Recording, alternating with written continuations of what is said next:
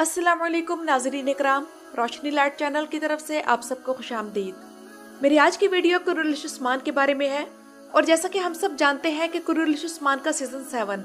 जैसा कि इस सीरीज़ का आखिरी सीज़न है, तो एक तो जहां इस सीज़न से हमारी बहुत सी तवक्कुआत जुड़ी हुई हैं। मिसाल के तौर पर सबसे बड़ी तवक्को तो हमारी सीरीज़ से यही है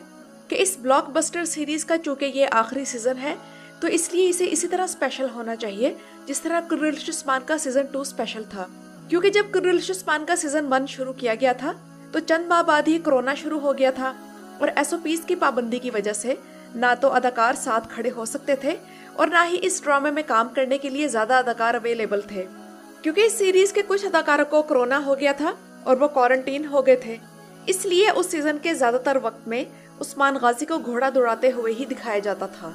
तो जाहिर सी बात है कि महमद बुज़दैक के दिल में ये बात थी कि वो इसके सीजन 1 को इसकी पूरी शान और शौकत के साथ नहीं दिखा सके, जिसके बाद महमद बुज़दैक इस कमी को दूर करने के लिए कुर्रुलिश उस्मान के सीजन 2 जैसा ब्लॉकबस्टर सीजन लाए, जिसमें उस्मान बे की लुक, कुर्रुलिश उस्मान की स्टोरी और कैरेक्टर से लेकर सिनेरियो तक सब कुछ परफेक्ट था। तो इस वक्त इस सीरीज की सेम यही सिचुएशन सीजन 5 और सीजन 6 के बाद हो चुकी है, तो इसलिए सीजन 7 जबरदस्त होना चाहिए। और दूसरी बात यह कि रेटिंग जिस मुकाम पर आ गई है इसे भी बढ़ाना महमद बुज़दैक के लिए एक बहुत बड़ा चैलेंज है। और वैसे तो चंद दिन पहले यह खबर मिल चुकी थी कि कुर्रुलिश उस्मान के सीजन 7 की तैयारियां शुरू कर दी गई हैं, लेकिन सेट से कोई भी तस्वीर नहीं आई थी, इसलिए मैंने सोचा कि जब कुछ मालूमात मिल जाए तो ही आप लोगों के सामने तफसील रखी जाए। तो इस हवाले से नाज़रीन इकराम, आज की वीडियो में आप लोगों के लिए कई खबरें हैं और पहली खबर यह है कि महमद बुज़दैक ने अब की बार जून में ही इस सीजन की तैयारियां शुरू कर दी हैं, क्योंकि इससे पहले यही होता आया है कि हर सीजन शुरू होने से पहले जुलाई के महीने में जाकर नए सीजन की तैयारियां शुरू की जाती थी और अगस्त, सितंबर और अक्टूबर के इन 3 महीनों में नए सीजन की कास्ट में अदाकार शामिल किए जाते थे और उनके बारे में खबरें मिलने लगती थी। लेकिन अब की बार जून में ही यह खबर मिल गई और इस बारे में सेट से जो तस्वीर मिली है इनमें से एक में कुलूचा हिसार कला है, दूसरी तस्वीर इस किले के अंदर की तस्वीर है, तीसरी तस्वीर में किरदारों के नए कॉस्ट्यूम्स हैं और चौथी तस्वीर शायद किसी झील की है जिसके किनारे हो सकता है कि पहली किस्त के कुछ सीन्स शूट किए जाएं। अब जहां तक नए सीजन के किरदारों की बात है तो जैसा कि तैयारियां शुरू हो चुकी हैं और हम नहीं जानते कि पुरानी कास्ट में से कौन रहेगा और कौन जाएगा, लेकिन इम्कान यही है कि सिर्फ 5% कास्ट अलग की जाएगी और बाकी 95% कास्ट वही रहेगी जिसे हम सीजन 6 में भी देख चुके हैं। और जैसा कि आखिरी किस्त का सबसे बड़ा टर्न सोफिया का कबूल इस्लाम था, तो कबूल इस्लाम के बाद के सोफिया देखने के लिए मैं तो एक्साइटेड हूँ कि उस्मान गाजी की इतनी बड़ी दुश्मन, जिससे सीजन 1 से ही इनकी सबसे पुरानी दुश्मनी चली आ रही है, तो वो इस्लाम कबूल करने के बाद कई कबीले में कैसे एडजस्ट होगी और उस्मान गाजी के मिशन के लिए क्या खिदमात दे सकती है। लेकिन हद तो ये हो गई कि सोशल मीडिया पर इस ड्रामा सीरीज के कुछ मद्दाह सोफिया की तस्वीरों को एडिट करके उसे उस्मान के साथ बिठाकर ये इल्यूजन देने की कोशिश कर रहे हैं कि अगले सीजन में सोफिया और उस्मान बे की शादी हो जाएगी। मजाक के हद तक तो ये बात ठीक है, लेकिन ड्रामे की कहानी में ऐसा होना नामुमकिन है।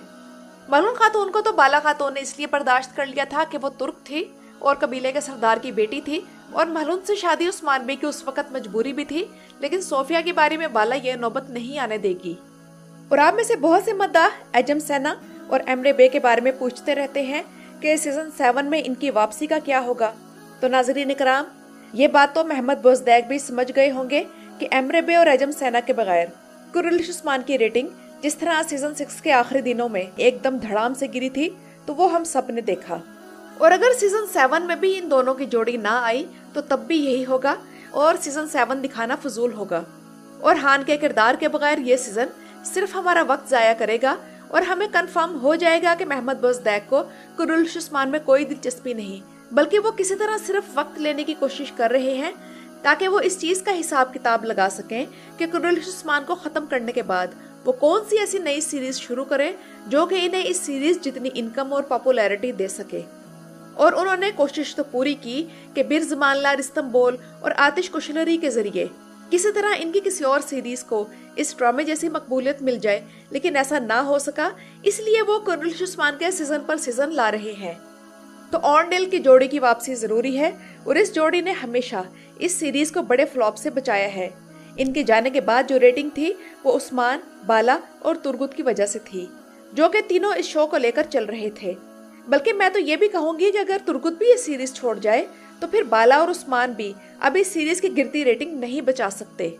और यहाँ ये बात भी आप लोगों को बताना जरूरी है कि अगर ओरहान का किरदार नए सीजन में सिरे से खत्म ही कर दिया जाता है तो समझ लें कि महमद बोजदैक ने फैसला कर लिया है कि वो ओरहान गाजी पर कोई नई ड्रामा सीरीज नहीं बनाएंगे,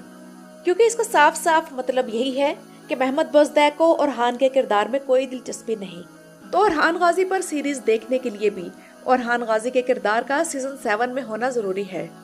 और अब जहाँ तक नए सीजन के राइटर्स की बात है तो फातिमा नूरगुल को तो निकाल बाहर किया गया है और इसके साथ ही ये इम्कान पैदा हो गया है कि आतिला एंगन दोबारा से राइटर्स टीम में लिए जा सकते हैं। इसके अलावा आयशा मुतलू की वापसी की भी उम्मीद है, जो कि ओयनिश ब्यूक सल्जूकलो की राइटर्स टीम का हिस्सा थी। और आतिला एंगन तो हर सीजन में ही वापस आ जाते हैं, तो इनके लिए तो ये सीरीज घर की तरह है, जिस तरह मोहम्मद फातिलर सीरीज में ओजान है।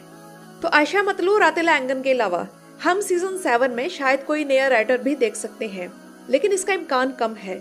हालांकि बेस्ट ऑप्शन यही है कि कोई बिल्कुल नया राइटर लिया जाए जिसने पहले कोई तारीखी ड्रामा ना लिखा हो और कुरुलिश उस्मान ही इसकी पहली हिस्टोरिकल सीरीज हो, ताकि वो कहानी में नई किस्म के आइडियाज और वाकयात शामिल कर सके।